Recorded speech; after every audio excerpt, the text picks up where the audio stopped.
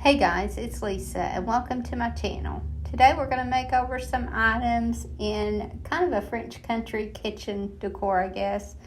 And we're going to start with this box. This is just a replica drawer. It isn't real, obviously, and it's made from pressed wood. So I don't mind completely redoing this. And so what I did was I cut some legs for it from an old spindle from a baby bed, and I'm gonna use those as riser legs on this. And then I'm gonna take this outside before I glue these. Actually, I'm gonna take it outside and give it a good sanding because of the finish that was on it. It has a lot of loose paint. I think it was intentional, but I don't want it coming off anymore, so I just took it out and gave it a good sanding. So after I sanded it, this is the look that I got. There was some other colors underneath it, so I'm not sure what was going on with the finish. I thought that was the way it came, but obviously not. And here I've already put the legs on. I glued them with a combination of hot glue and Titebond. And I do that a lot for both permanent hold and immediate hold. And I thought since I had all this color to work with here that I would go ahead and do a crackle finish on this. So this is a Dixie Belle product called Crackle, and I'm just going to put one coat of this on the entire piece, all except for the inside, because I'm going to be painting the inside a different color. But I also did this on the legs. Obviously the crackle will look somewhat different on the legs, but it will still all blend together. So you put a good even coat on everything, and then after you put the coat on there, you let it dry completely. Now with this crackle medium, you can even let it dry overnight if you wanted to, and you're still going to get the cracks. You can also do this with Elmer's school glue, but if you do that, you only need to let it dry to the touch, or you'll get very little cracking, if any. So once I get everything covered well and let it dry, then I'm going to put one coat of the color Buttercream on this. And generally I like to do 2 coats, but when you're doing a crackle finish, you can only do 1 coat. So just do one heavy, even coat.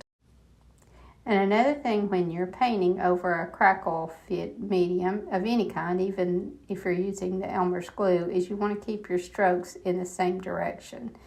And you may have to go over it just a little bit to smooth it out, but you don't want to do too many strokes on this at all.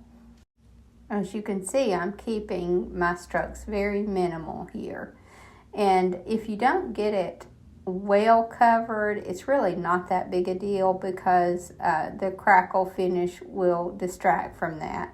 And if you get it too thick and maybe get a drip or two, that's not a big deal either, because you can just kind of very lightly tap it off with your finger so that it's not obviously a drip.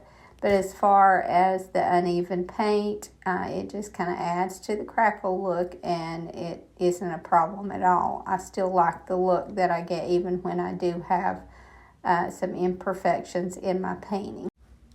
And again, this front is a lot more work. It's a lot more tedious to try to make sure that you keep your strokes in the same direction. Actually, you can't completely. You just have to kind of do the best that you can.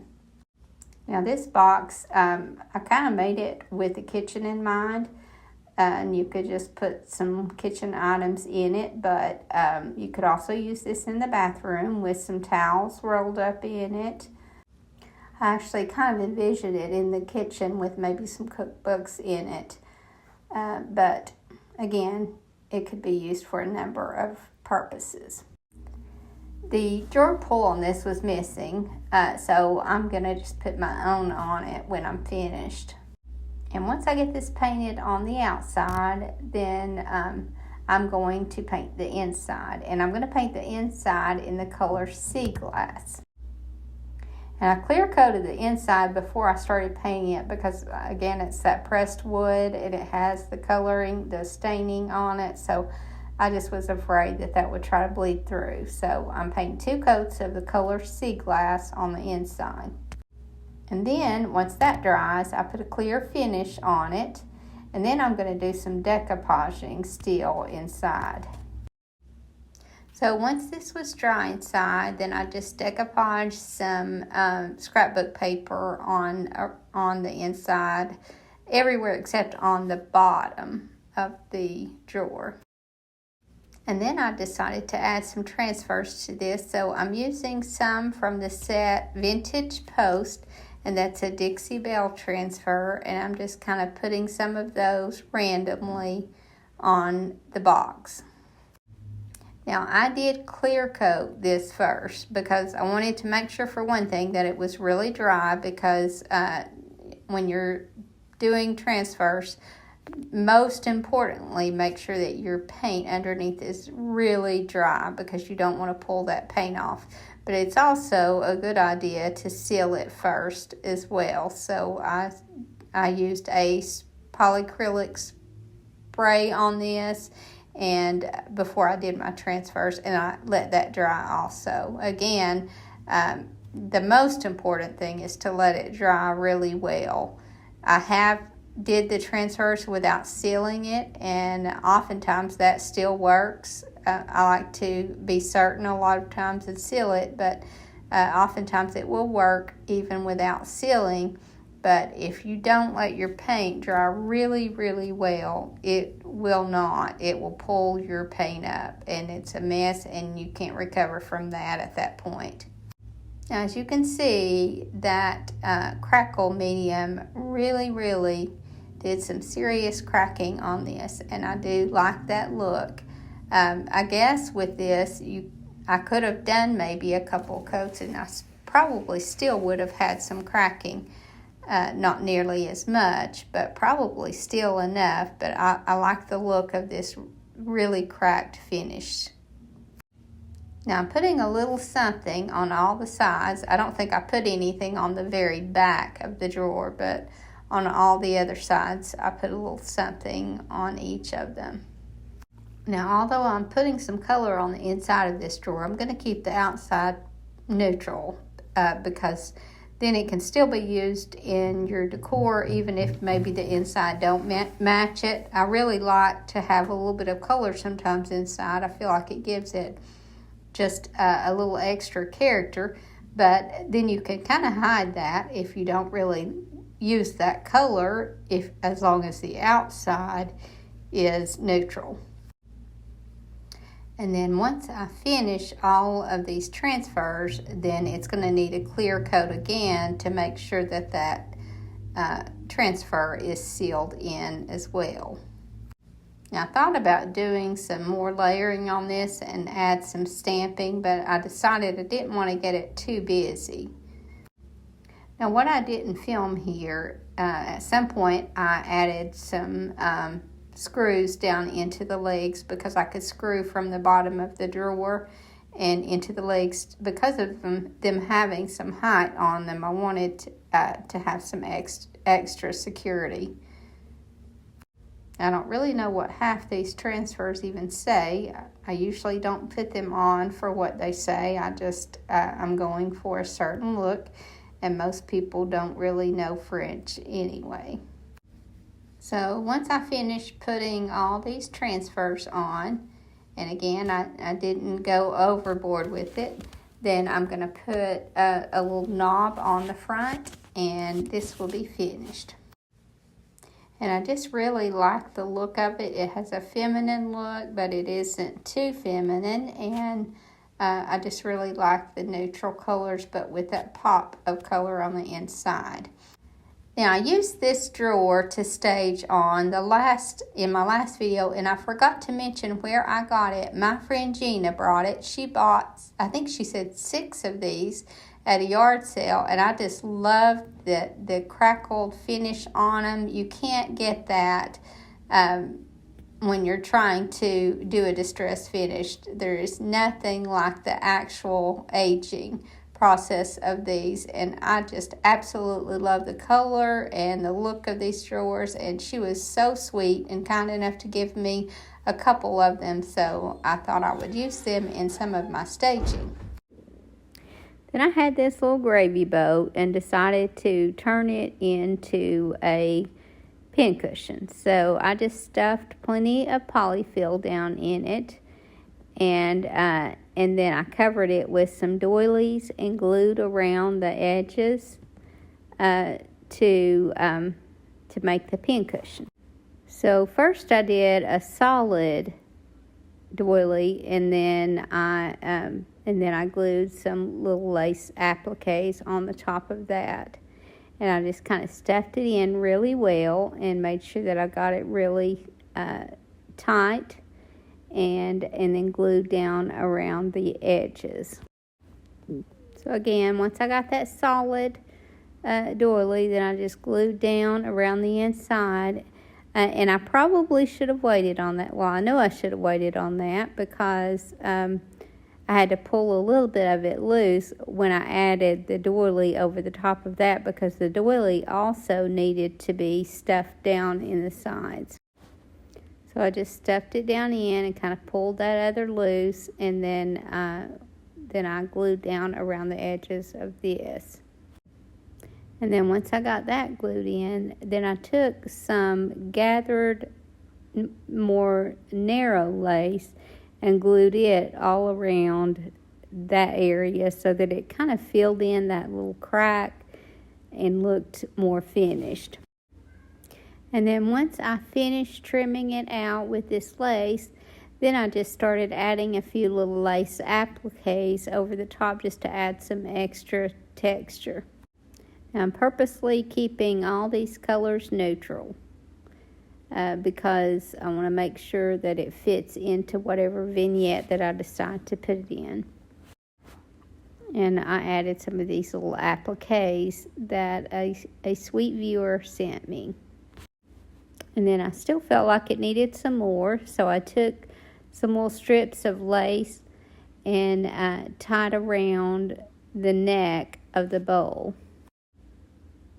And then once I tied that lace around the neck, then I started adding some shabby roses. It's so easy to make a pincushion out of so many items, and I like these little gravy boats, but they seem to be everywhere, so not many people use them as gravy boats anymore, so I thought this would be a good size to use as a pincushion. So now I'm just going to add a few of my shabby roses, and this will be finished. Now I'm not going to show making these shabby roses because I feel like I make them in so many of my videos, but I will attach one of my videos in the description if you want to see how to make them. And that's all that I did to this. And I should have put some pins in it, but I didn't have any longer pins, so I didn't even put anything in it. But this is obviously a pincushion. And now I'm going to make over this little pot. And I kind of like it is, but I want it to be solid. So I took all the prices off of it. They wanted to make sure I knew how much the price was on it. But once I took those off, then I like the color that is in the center part, but I don't like the bottom and the top. So I'm just going to give this 2 coats of the color Buttercream, and so that it will kind of blend with the center. And because the center has a glossy finish, I also don't want that, so I went over that as well. Now once I got this covered and let it dry well, then I finished it off with a clear coat. And then I took some Dixie Dirt and just with a little brush, and I just kind of brushed down into some of the detail. And this is a really porous, I think it is concrete of some kind.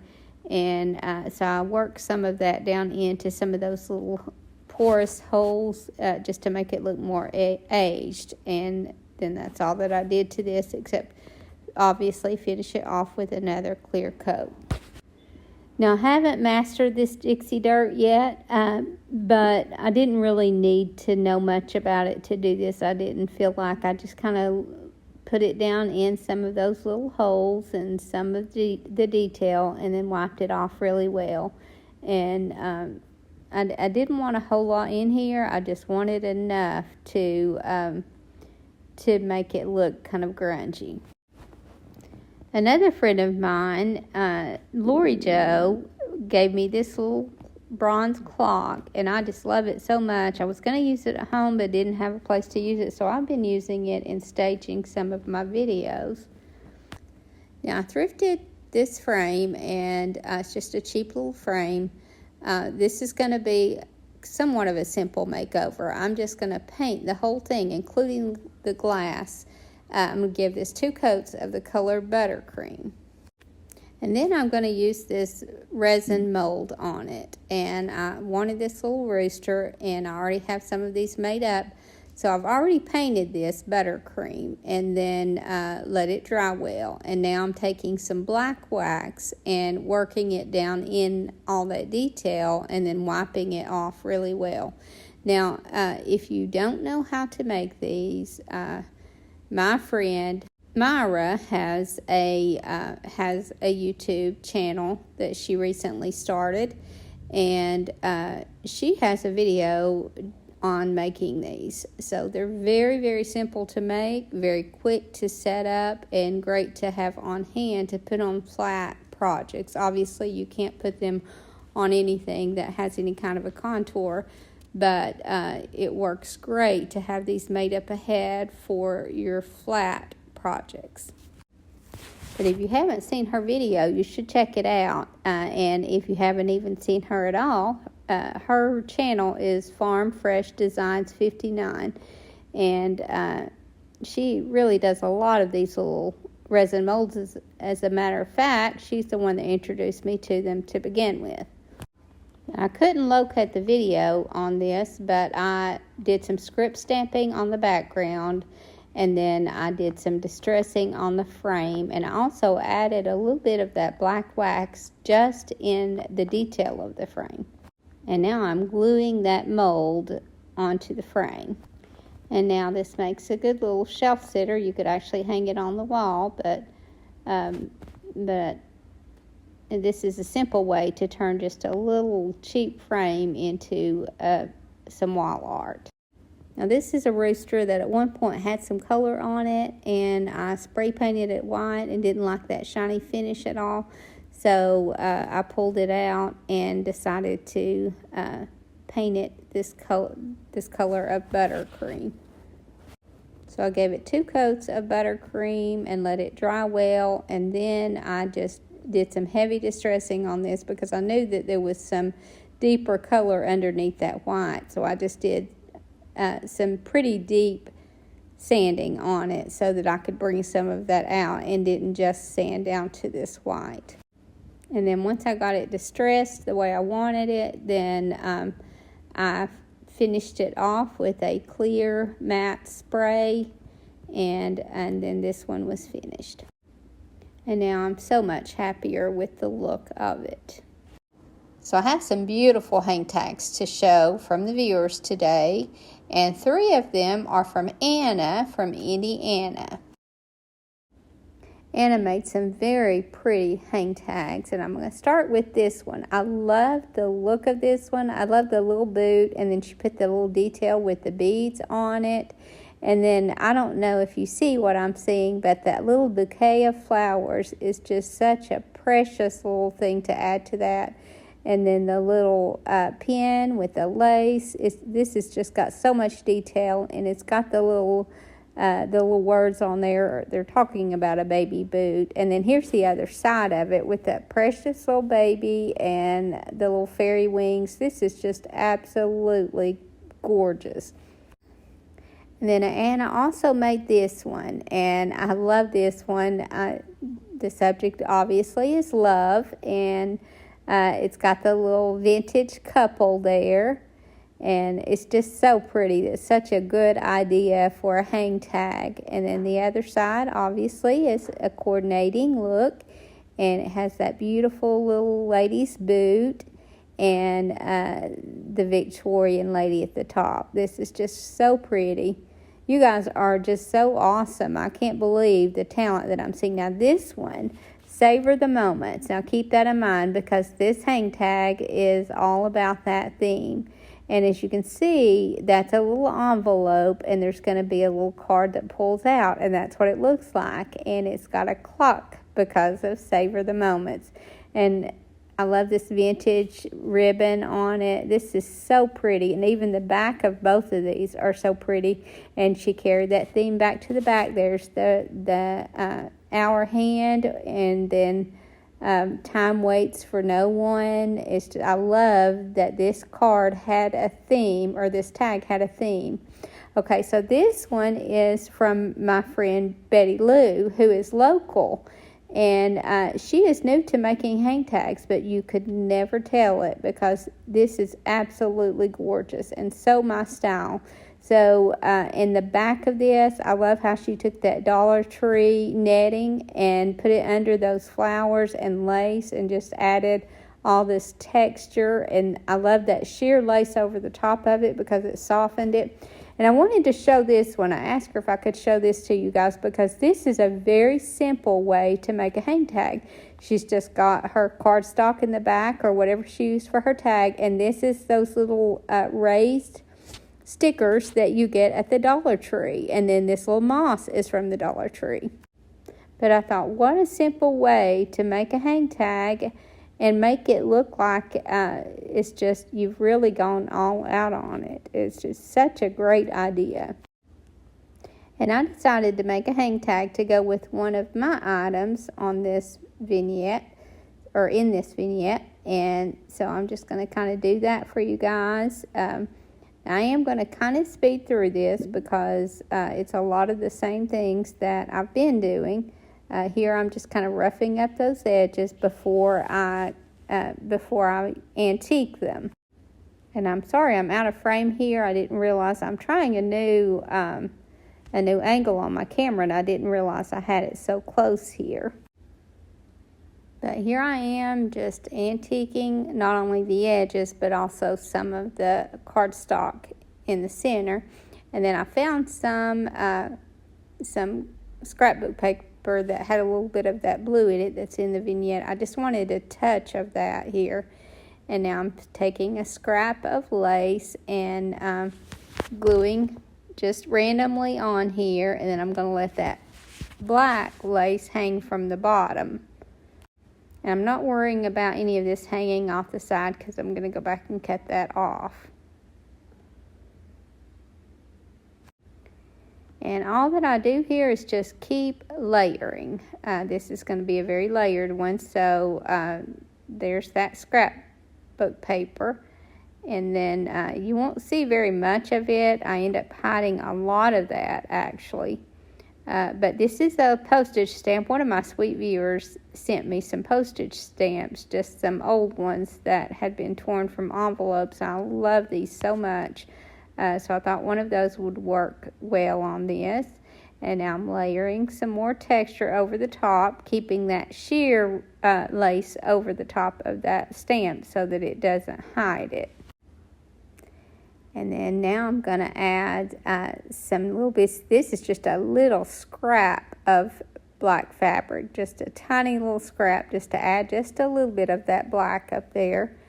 And another scrap of lace, and now I'm just adding some buttons. And as you can see, scraps are perfect for hang tags. Now I know that as crafters we tend to save way too much, but really it is a good idea to save these little tiny bits of lace. And then I just strung a few beads over. I felt like this lace here looked like a flower petals, so I thought that was a good place to put it. But now I'm just going to string some beads on a safety pin and pin that on there. And I've threaded just a scrap ribbon through the top, and then this one is finished. And I just love how this one turned out. I didn't worry with doing anything on the back of it. I'll just put the sticker on the back. I think the front is dressy enough. And a viewer also gave me some of these gold safety pins, and they're really sturdy safety pin. I just love them. I've been using them a lot. I want to take an opportunity while I'm showing you through the vignette and tell you guys how deeply I appreciate you all. You've just been so supportive and so kind, and I've made friends with so many of you. I'm just so thankful to have you all, and appreciate your support more than you know. And again, thank you, Gina, for my beautiful drawers. I'm going to be using those in a lot of my vignettes. Now, I apologize that I didn't put any pincushions in my, or any pins in my pincushions, but I just didn't have any long enough, so I just left it without. I hope you guys enjoyed this video, and I hope to see you in the next. Thank you so much for watching. Have a great evening, and God bless you and your family.